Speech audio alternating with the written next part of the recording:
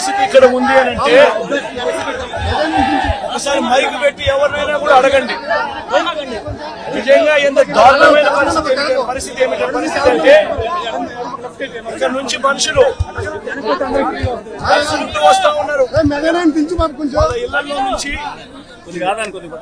దాదాపుగా 2 రోజుల పాటు కనీసం తిండి కూడా లేని పరిస్థితుల నుంచి నడుచుకుంటూ వాళ్ళంతా కూడా బయటకు వస్తా ఉన్నారు. ఓట్లు ఏమైనా ఏంటంటే చాలని ఓట్లు, ఆ ఓట్లు కూడా ఎక్కించుకునే పరిస్థితులు, సందుల్లోకి పొందుల్లోకి పోని పరిస్థితి. ఓట్లలో వచ్చే వాళ్ళ సంఖ్య ఎంతమంది ఉన్నారు, నడుచుకుంటూ వచ్చే వాళ్ళ సంఖ్య ఎంతమంది ఉన్నారు ఒక్కసారి గమనించండి. ఈ లోతు దాకా నీళ్లుండి నడుచుకొని వస్తా ఉన్నారు. వచ్చిన వాళ్ళు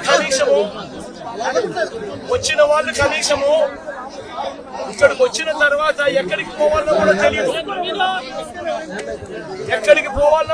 ఇక్కడికి వచ్చిన వాళ్ళకు కనీసం రిలీఫ్ క్యాంపులు కూడా లేవు. రిలీఫ్ క్యాంపులకు వీళ్ళని తీసుకుని వెళ్లే కార్యక్రమము లేదు, వీళ్ళకి చెప్పింది లేదు, చేసేది లేదు. రిలీఫ్ క్యాంపులు కూడా లేకుండా ఇక్కడికి వచ్చిన వాళ్ళు ఎక్కడికి పోవాలో తెలియక వాళ్ళ బంధువుల ఇళ్ళకి పోతా ఉన్నారు. కనీసం వాళ్ళకు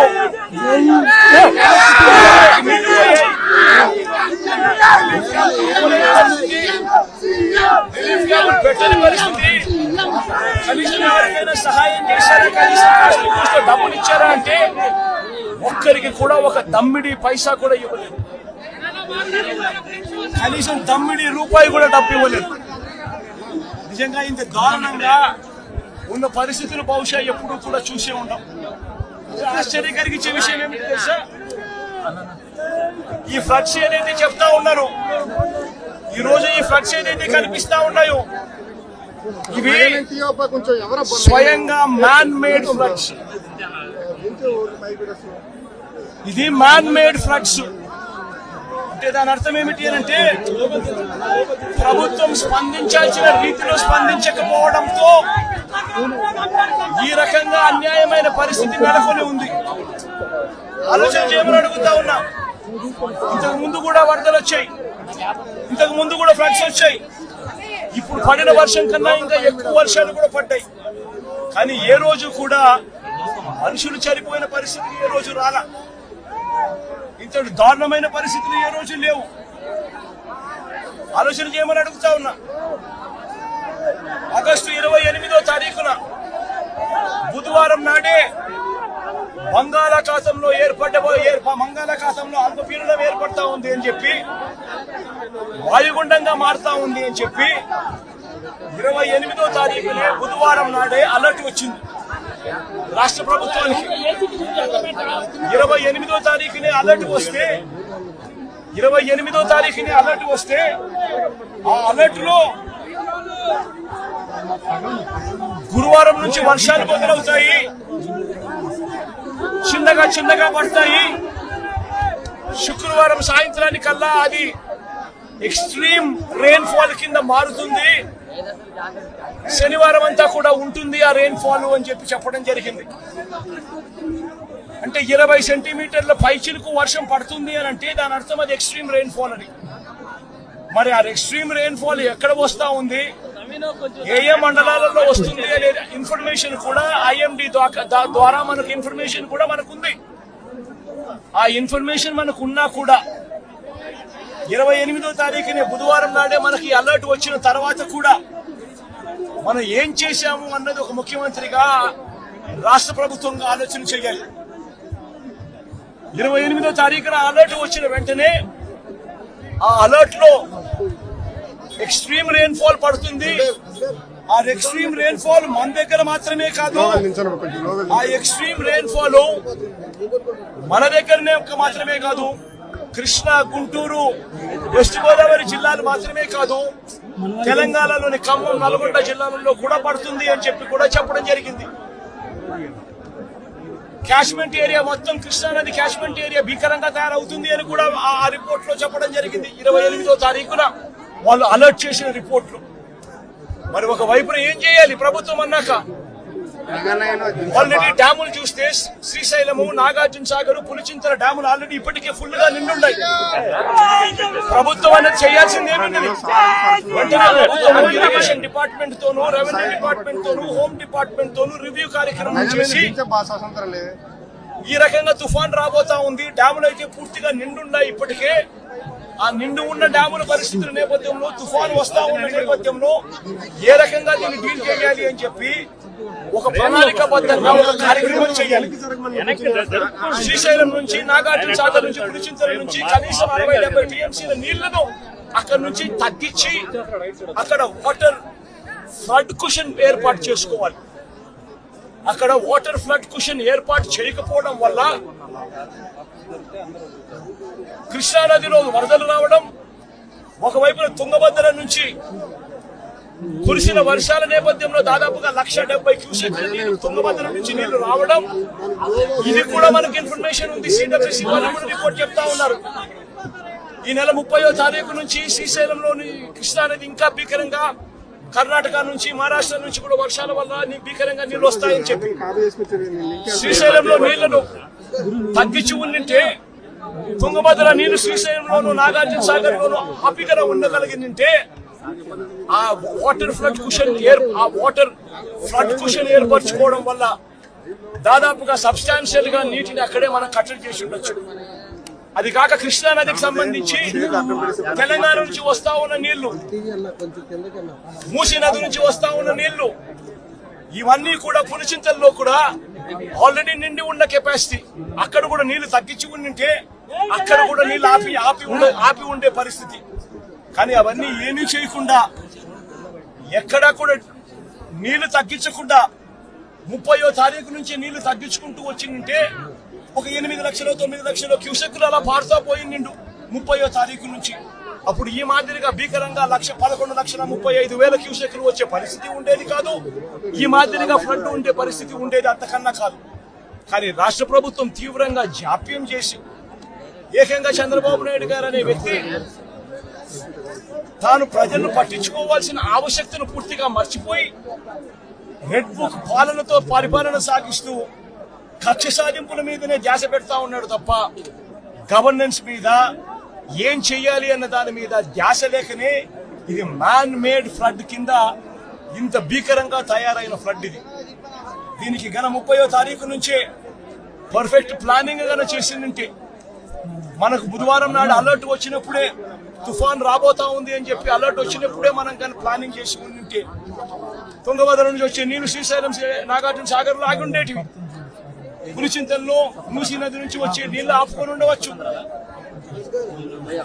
తర్వాత ఉపనదుల నుంచి వచ్చే నీళ్లు ఏదైతే ఉందో, ఆ ఉపనదుల నుంచి వచ్చే నీళ్లు పారినా కూడా ఇంత తీవ్రమైన డ్యామేజ్ ఎక్కడా కూడా ఉండే పరిస్థితి కూడా ఎక్కడా ఉండదు. బుడమేరు అనేది బుడమేరు నుంచి వరదలు వస్తా ఉన్నాయని తెలుసు. బుడమేరు నుంచి వస్తా ఉన్న వరదలను కూడా ఇక్కడనే పంపించే కార్యక్రమం చేశారు. శనివారం రాత్రి ఒక అలర్ట్ లేకుండా, ఒక సిగ్నల్ లేకుండా నీళ్లు బుడమేరు నుంచి గేట్లు ఎత్తేశారు. ఎంత దారుణమైన పరిస్థితి అనంటే, వలగలేరు హెడ్ రెగ్యులేటర్ కు సంబంధించిన లాకులను 11 లాకులను శనివారం రాత్రి అర్ధరాత్రి దాటిన తర్వాత ఎత్తారు. అలర్ట్ లేదు. ఇక్కడ ఈ ప్రాంతంలో ఉన్న ప్రజలకు కనీసం చెప్పడం లేదు. ఎత్తేసినారు. ఎందుకు ఎత్తినారు? చంద్రబాబు నాయుడు గారు ఉన్న ఇల్లు, కరకట్టు మీద ఉన్న ఇళ్లకు ఆ ఇంటికి సంబంధించిన ఆ నీళ్లు పోకుండా రక్షించుకునే దానికోసం విజయవాడలోని ఈ ప్రాంతాన్ని అంతా కూడా నీటిమయం చేశారు చంద్రబాబు నాయుడు గారు. నేను అడుగుతా ఉన్న ప్రతి ప్రశ్న కూడా లాజికల్ గా అడుగుతా ఉన్నాను. ఎవరైనా కానీ సమాధానం చెప్పాలనుకుంటే మొట్టమొదటిగా ప్రజలకు క్షమాపణ చెప్పి ఆ తర్వాత ఈ ప్రజలకు ఏం చేయబోతున్నాము అన్న మాటలు కూడా చెప్పి ఆ తర్వాతనే సమాధానం చెప్పాలని చెప్పి చంద్రబాబు నాయుడు గారిని గట్టిగా కూడా కొడతా ఉన్నాడు. ఇప్పటికి కూడా రిలీఫ్ క్యాంపులు లేవు. నిన్నటి దాకా కూడా ఎన్ని రిలీఫ్ క్యాంపులు పెట్టారు అని చెప్పి అడిగితే 6 రిలీఫ్ క్యాంపులు మాత్రమే ఉన్నాయని చెప్తా ఉన్నారు. లక్షల మంది ఈ రోజు నీట మునిగి ఉన్నారు. 6 రిలీఫ్ క్యాంపులు ఏ మూలకు సరిపోతాయి కూడా తెలియడం లేదు. ఎక్కడ ఉన్నాయో కూడా తెలియని పరిస్థితిలో ఈ రోజు ప్రజలంతా కూడా ఎక్కడికి పోవాలనో తెలియవు, ఎన్ని క్యాంపులు క్యాంప్ ఎక్కడ ఉందో కూడా ఏర్పాటు ఎక్కడ అయిందో కూడా తెలియని పరిస్థితిలో ఈ రోజు ప్రజలంతా కూడా ఉన్నారు. ఇంతటి దారుణమైన మేనేజ్మెంట్ బహుశా ఏ ముఖ్యమంత్రి ఎప్పుడు కూడా బహుశా ఏ హయాంలో కూడా ఎప్పుడు జరిగి ఉండదు. ఆలోచన చేయమని అడుగుతా ఉన్నా. ఈరోజు వస్తా ఉన్నా, ఈరోజు చెప్తా ఉన్నా, ఈ 11,30,000 క్యూసెక్కుల గురించి ఏదైతే మాట్లాడుతా ఉన్నామో, ఈ 11,30,000 క్యూసెక్కులకు సంబంధించి మొదట ఇది రావడం ఇదేం కొత్త ఏమీ కాదు. ఇటువంటిదే 1903లో 11,90,000 క్యూసెక్కులు వచ్చింది. 2009లో కూడా 11,10,000 క్యూసెక్కులు వచ్చింది. మా హయాంలో కూడా 2019, 2020, 2021, 2022లో కూడా ఇలాంటి వరదలే, ఇలాంటి రెయిన్ఫాలే నమోదు కూడా అయింది. కానీ ఇలాంటి రెయిన్ఫాల్ నమోదైనా కూడా మా హయాంలో ఎప్పుడు కూడా ఈ మాదిరిగా 11 లక్షల క్యూసెక్కులకు చేరడము, దానివల్ల ప్రజలందరూ అతలాకుతలమైన పరిస్థితులు రావడం ఎప్పుడూ జరగలేదు. 2021లో శ్రీశైలం నుంచి దిగువకు 8 లక్షల క్యూసెక్కులు, శ్రీశైలం దిగువకు 8 లక్షల క్యూసెక్కులు 2021లో కిందికి వదలడం జరిగింది. దిగువ పులిచింతల్లోకి మూసీ నది నుంచి 1,50,000 క్యూసెక్కులు రావడం జరిగింది. మున్నేరు నుంచి ప్రకాశం బ్యారేజీకి 3,50,000 క్యూసెక్కులు చేరినప్పటికీ కూడా ముందు జాగ్రత్తగా Srisailam reservoir, Nagarjuna Sagar reservoir, Pulichintala reservoir, వీటి అన్నిటిలో కూడా ముందు నుంచే ఫ్లడ్ వస్తా ఉంది అని తెలిసిన నేపథ్యంలో, వాయుగుండంగా మారుతా ఉందన్న నేపథ్యంలో, ముందు ఇన్ఫర్మేషన్ ఉన్న నేపథ్యంలో శ్రీశైలము, పులిచింతల, నాగార్జున సాగర్ డ్యాములను నీళ్లను తగ్గించి అక్కడ ఫ్లడ్ కుషన్ ఏర్పాటు చేయడం వలన డెవాస్టేషన్ రాకుండా కేవలం 8 లక్షలు 9 లక్షల క్యూసెక్కులు మాత్రమే నీళ్లు కిందికి వెళ్ళిపోయేట్టుగా చర్యలు తీసుకోవడం వల్ల ఇటువంటి పరిస్థితులు రాకుండా గతంలో చేయగలిగాము అన్నది కూడా ప్రతి ఒక్కరూ కూడా గమనించమని కోరుతా ఉన్నాం. ఇంతటి మ్యాన్ మేడ్ ఫ్లడ్ క్రియేట్ చేసినందుకు చంద్రబాబు నాయుడు మొట్టమొదటిగా ప్రజలకు క్షమాపణ చెప్పాలి. క్షమాపణ చెప్పి కనీసం వీళ్ళకందరికి కనీసం బేసిక్ ఫెసిలిటీస్ లేవు, తినేదానికి తిండి లేదు, తాగేదానికి నీళ్లు లేవు, రిలీఫ్ క్యాంపులు లేవు, రూపాయి డబ్బు ఇవ్వలేదు. వీళ్ళందరూ ఎలా బతకాలని చెప్పి అడుగుతా ఉన్నారు. చంద్రబాబు నాయుడు ఇక్కడికి వచ్చి క్షమాపణ చెప్పి సమాధానం చెప్పాలని కూడా అడుగుతా ఉన్నారు.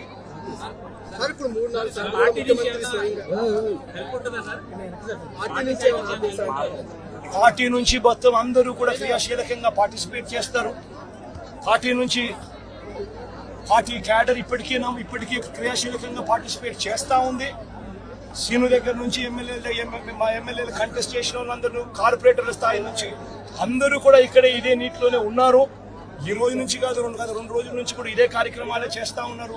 ప్రజలకు అందుబాటులో కొద్దో గొప్ప వీళ్ళు చేయగలిగిన కాడికి ఖచ్చితంగా చేస్తా ఉన్నారు. కానీ ప్రభుత్వం అనేది స్పందించాలి, అది మోస్ట్ ఇంపార్టెంట్. ప్రభుత్వం అనేది పలికితే జగన్ ప్రభుత్వంలో కూడా ప్రభుత్వం ఉండేది. కానీ జగన్ ప్రభుత్వంలో ఏ ఒక్కరూ కూడా ఎప్పుడూ కూడా డిస్సాటిస్ఫైడ్ గా ఎప్పుడూ లేరు. ఎందుకు లేరు అని అంటే కారణం, జగన్ ప్రభుత్వంలో ఒక వాలంటీర్ వ్యవస్థ ఉండేది. జగన్ ప్రభుత్వంలో ఒక సచివాలయ వ్యవస్థ ఉండేది. ఈ వాలంటీర్ల వ్యవస్థ, ఈ సచివాలయాల వ్యవస్థ గ్రామ స్థాయిలో వార్డు స్థాయిలో మమేకమై ఉండేది. వీళ్ళందరూ కూడా వాలంటీర్లందరూ కూడా ఎప్పుడు వరద వచ్చినా ఎప్పుడు తుఫాన్ వచ్చినా వీళ్ళ సహాయ సహకారాల వల్లే గొప్పగా ఎటువంటి కంప్లైంట్స్ ప్రజల నుంచి రాకుండా సాచురేషన్ పద్ధతిలో ప్రజలకు మంచి చేయగలిగాం. తుఫాన్ వచ్చినప్పుడు జగన్ ముఖ్యమంత్రిగా ఉన్నప్పుడు తుఫాన్ వచ్చినప్పుడు కలెక్టర్ గారికి నేను చెప్పేవారు, నేను మీకు 1 వారం రోజులు టైం ఇస్తా ఉండా, 1 వారం రోజుల తర్వాత నేనే వస్తాను, వచ్చిన తర్వాత నేను ప్రజలతో మమేకమై నేను అడుగుతాను. ఏ ఒక్కరి నోట్లో నుంచి కూడా కలెక్టర్ మాకు పలకలేదు, కలెక్టర్ స్పందించలేదు, కలెక్టర్ వల్ల మాకు నష్టం జరిగింది అన్న మాట ఎప్పుడూ వినపడకూడదు అని చెప్పి నేను ఆదేశాలు ఇచ్చేవాడిని. మా కలెక్టర్ బాగా పనిచేశాడు, మా కలెక్టర్ మంచివాడు అనే మాట వినపడాలి అని చెప్పి గట్టిగా కలెక్టర్లకు ఎప్పుడు చెప్పేవాడిని. చెప్పిన ప్రకారం నేను ఖచ్చితంగా వారానికి నేను వారం రోజుల తర్వాత నేను పోయేసరికి వాలంటీర్ సైన్యం అక్కడ ముందే ఉండేది. గ్రామ సచివాలయాల్లో పనిచేసే మొత్తం పిల్లలందరూ కూడా అక్కడే ఉండేవాళ్ళు. ఆ వారం రోజుల పాటు వాళ్ళంతా కూడా ప్రభుత్వం అంతా కూడా పూర్తిగా కలిసి ప్రతి గడపకు వెళ్ళేది.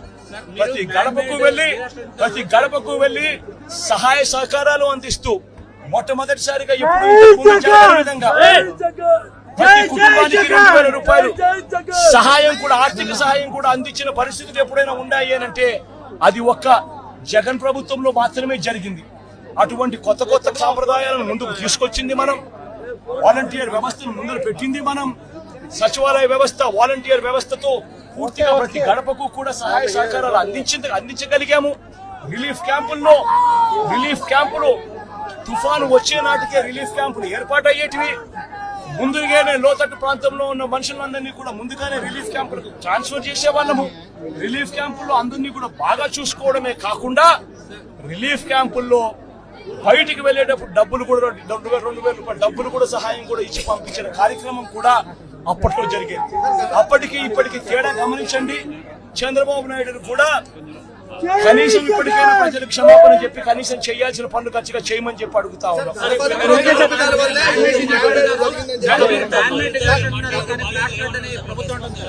ప్రతి బాధితుడు కూడా మీరంతా ఉన్నారు, నాతో పాటు మీరంతా కూడా నడుస్తా ఉన్నారు. బాధితుల దగ్గర మీరు కూడా మైకు పెడతా ఉన్నారు. బాధితులు మాట్లాడిన మాటలు మీరు కూడా విన్నారు. ఒక్క బాధితుడికైనా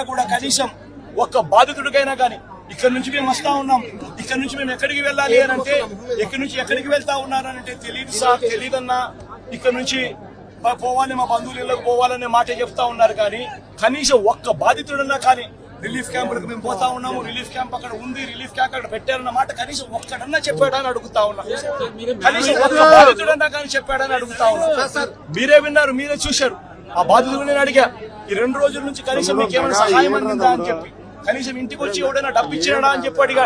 ఇంటికి వచ్చి మంచి నీళ్ళు ఇచ్చే కార్యక్రమం జరగలేదు సార్, డబ్బులు కదా దేవుడు అని చెప్పి మాటలు వినిపించారు. మీరంతా కూడా విన్నారు. గత